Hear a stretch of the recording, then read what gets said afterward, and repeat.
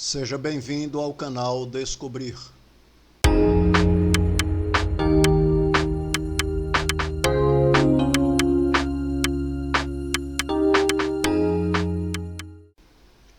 Hoje iremos descobrir sobre pena de morte, assunto de certa forma controverso, que não é muito agradável de ser comentado, mas precisamos descobrir algumas curiosidades.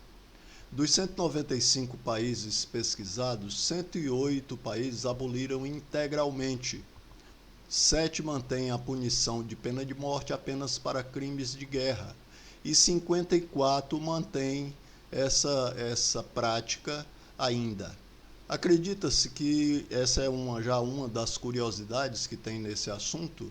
Acredita-se que 141.078 anos foi a maior pena já decretada de prisão para uma tailandesa que estava envolvida com crime de pirâmide financeira.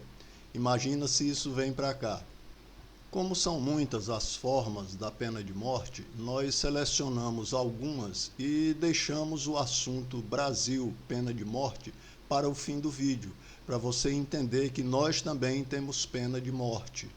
Inicialmente, nós vamos falar sobre a decapitação, que consistia em cortar a cabeça ou o pescoço do condenado por um verdugo, isto feito com um machado em praça pública.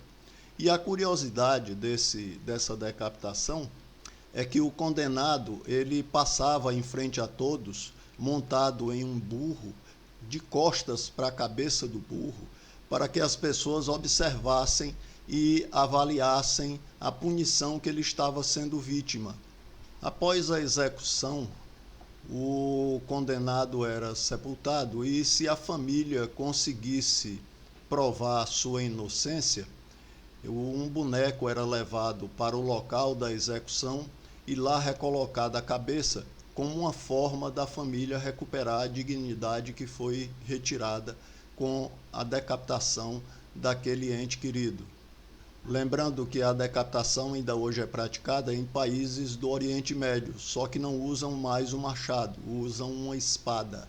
Outro método utilizado de pena de morte é o enforcamento, onde o indivíduo é colocado em praça pública com a corda em volta do pescoço, abre-se um cadafalso sob os seus pés e ele vai enforcado e fica lá até ser constatado a sua morte. Detalhe interessante, uma curiosidade, é que se a família provasse que aquele indivíduo era inocente, isso não era raro, o juiz que o condenou era obrigado em praça pública a beijar no rosto um boneco como forma de recuperar a idoneidade daquele que fora condenado injustamente. Pena de morte na fogueira. Criado no século XIII, 1233, pelo Papa Gregório IX, os tribunais de Inquisição julgavam e condenavam as pessoas à fogueira por conta de heresia ou crimes contra a igreja. Então, esses condenados eram levados à praça pública e eram queimados em praça pública. Detalhe interessante, uma curiosidade interessante. Se por acaso a fogueira não conseguisse ser acendida, era entendido que era uma providência divina e que aquele que fora condenado pelo Tribunal de Inquisição deveria ser liberto, porque alguém acima dos membros do Tribunal de Inquisição estava reprovando aquela condenação. Outra coisa interessante também, na forca, quando o condenado, por um acaso, a corda arrebentava ou o cadafalso não conseguia ser aberto, este também era libertado, porque era uma força divina que estava contra aquela condenação ou contra aquela execução. De todos que foram levados à fogueira, Joana d'Arc foi a mais importante de todas. Ela foi condenada à fogueira, foi executada na fogueira, e já agora no século, isso foi em 1431, e já agora no século XX, ela foi absolvida e foi canonizada. De todas as formas de execução de penas de morte, uma das que eu reputo como a maior aberração é o empalamento. O que é o empalamento? Era uma haste metálica colocada, ou um tronco de madeira colocado em praça pública, e aqueles criminosos de crimes sexuais eram levados a introduzir esta haste no ânus, e a própria gravidade fazia com que ele fosse aprofundando e ele morria por hemorragia. Um dos maiores entusiastas do empalamento era o Vlad, que era conhecido como Conde Drácula, da Romênia. Uma outra forma de execução era através da guilhotina, que foi criada por Joseph Guillotin. A imagem eu estou mostrando aí para vocês.